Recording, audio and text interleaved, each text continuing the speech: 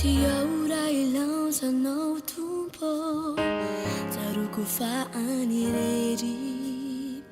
Indrindra fa rehefa lavitra aminao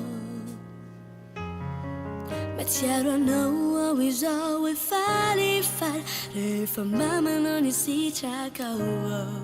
mibebaka am'ratsy fanao Ka inzao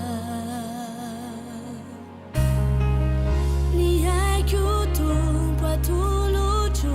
fitaovana piasanao karazony fifonako toy ny vavady panaiko rehefa nandresako aminao Jesosy toizany kono angataiko anaovanao fanekina tsy ho faty mandraiky izay fato mafy tsy solitady mamatotra aminao tompo ianao valony mpitiavako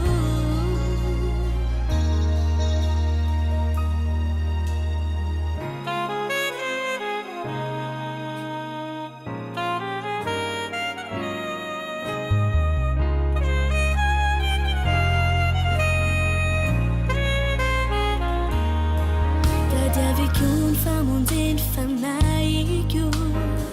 Fandroka dia ovedy Any fireo adisona vitako Ravarindrina dia terso tratsarin Matina reso tompo tololotin Toloritana família